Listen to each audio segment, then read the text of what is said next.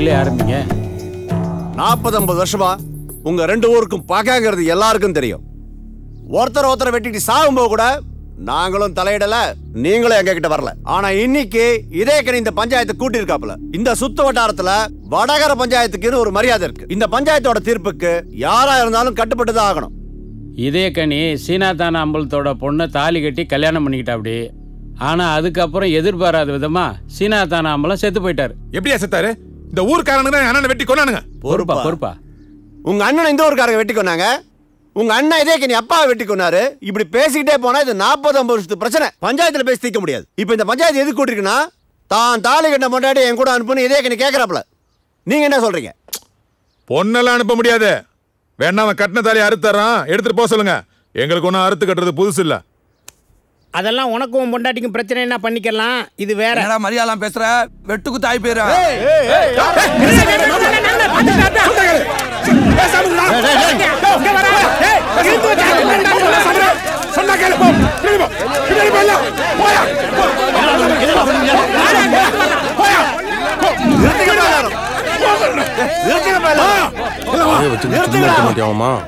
பேசாம இருன்னு சொல்றேன்ல.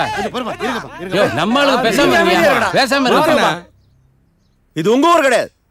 இங்க வந்து வெட்டுவேன் குத்துவேன் பேசுனீங்க ஒரு பையன் ஊர் போய் சேர முடியாது. வீணா பிரச்சனை உண்டாக்க வேணாம். இது ஊர் விவகாரம் இல்ல, புருஷன் பொண்டாட்டி பிரச்சனை. தாலி கட்டின புருஷன் இதோ வந்திருக்கான். பொண்ணை கூட்டு வாங்க. எதுவா இருந்தாலும் அவ சொல்லட்டும். எங்க வீட்டு பொண்ணை பஞ்சாயத்துக்கு கூட்டி வர முடியாது. அப்படி சொல்ல மாப்ள. ஓஹோ, அப்ப பஞ்சாயத்து உன் வீட்டுல வச்சுக்கலாங்கறியா? ஆகிறத பாரியா, முதல்ல போய் பொண்ணை கூட்டா.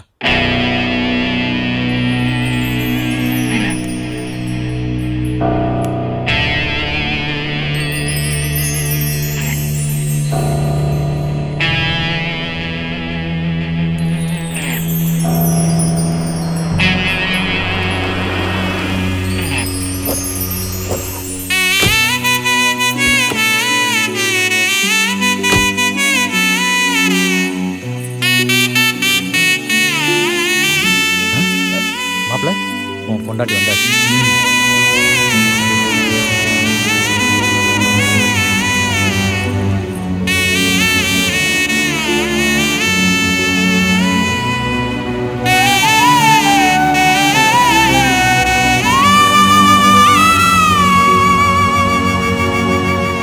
இதை பாருமா, இதயக்கனி உன்னோட தான் வாழ்வேன்னு தீர்மானமா இருக்காப்ல.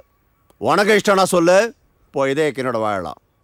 இல்லைன்னா சொல்லு, உங்க 2 பேருக்கு எந்த உறவும் இல்லைன்னு இந்த பஞ்சாயத்திலே வெட்டி விட்டுருவோம். என்ன சொல்ற?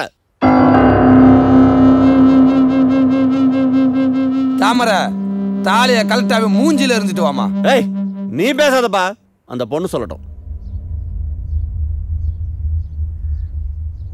நான் அவரோட வாழ்றேன்.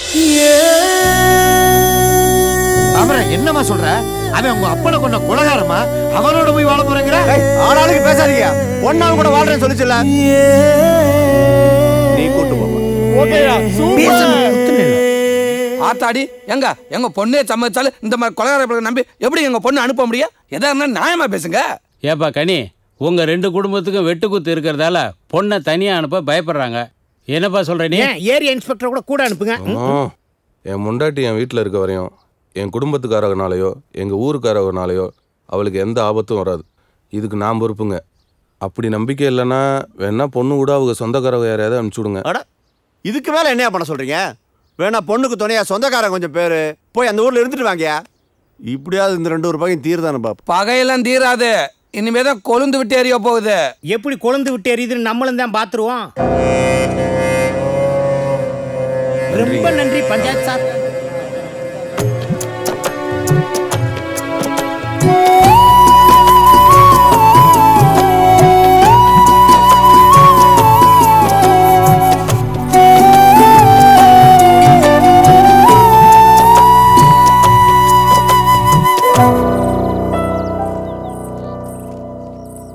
உன்னோட வாழ்றதுக்கு வர நினைச்சியா? உன்னை சாகடிக்க தான் வரேன். All the best.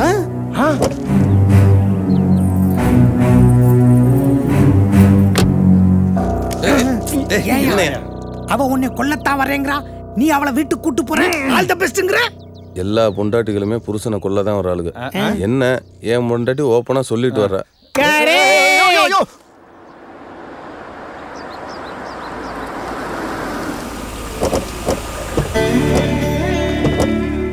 பங்காளி. சொந்தக்காரங்க 2 பேர் வாங்கன்னா இப்படி ஊர் சனமே வரும். இவனுங்களுக்கு வடிச்சு குட்டியே நம்ம சொத்து அழிஞ்சிரும் போல இருக்க. போங்க கூட்டு வாங்க.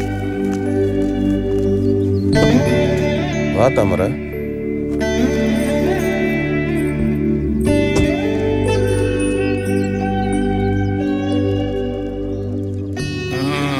இப்ப 61 தான் குறைச்சல். ஏன்னா நீ சரியாத்தையும் கூட்டிட்டு வந்திருக்கியா? பொண்ணு பவுனு மாதிரி இருக்கு ஆத்த. ஆமா, பவுனு கழுத்துல மாட்டி திரி. உனக்கு சோறு போடுறது தப்பு. வா. 4 தெரு 40 வீடு மொட்டை மாடியில் ஏறி நின்று பார்த்தா மொத்த குடும்பத்தை எண்ணிடலாம். இதுக்கு என்ன பில்டப்பு? வணக்கம் தாத்தா. தாத்து உங்க பேரன்னு பாருங்க. எதுக்கு தாத்தா அடிக்கிறீங்க? இவளை கூட்டு வந்தது தப்பு. எதுக்காகடா அவ ஊர்க்காரெல்லாம் கூட்டு வந்திருக்கிற? எவன் சொன்னா கேக்குறான். அதாவது சர்வதேச லெவல்ல நம்ம கொலகார குடும்பமா. சாரி, நம்ம 2 ஊருக்கு பகை இருக்கா இல்லையா, அதனால அந்த பொண்ணுக்கு பாதுகாப்பா அந்த ஊரே திரண்டு வர்றாங்க. பாதுகாப்பு மானம் கட்டவங்கள. உள்ள வா.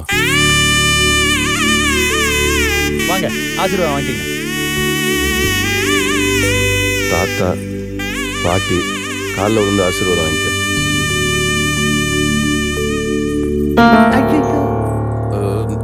தாமரை நம்ம குடும்பத்துக்கு ஏத்த பொண்ணு இல்ல. நம்ம குடும்பத்தை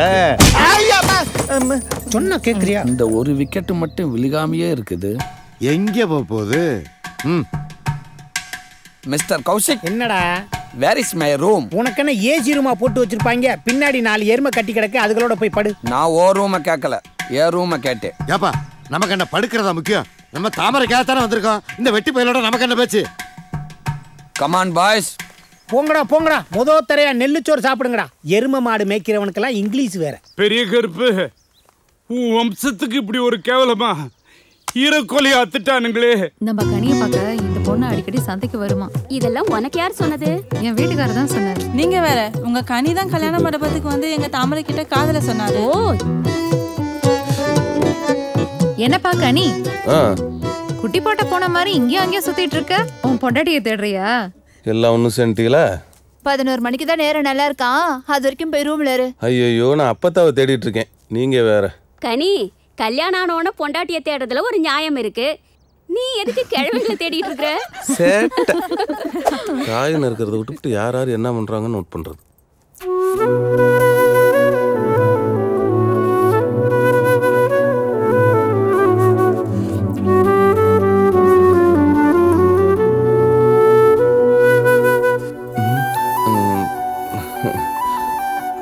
தாமரை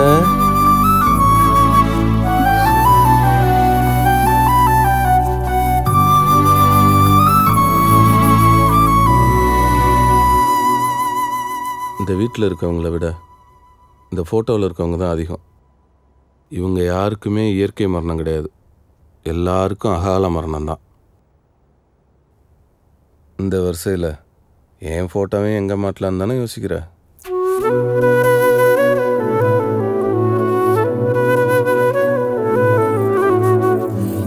தாமரை நில்லு.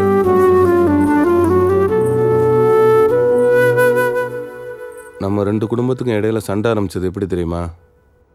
இந்த பாட்டனுக்கு ஒரு தங்கச்சி இருந்தது, அதைத்தான் உங்கள் பாட்டனுக்கு கல்யாணம் பண்ணி கொடுத்தாங்க.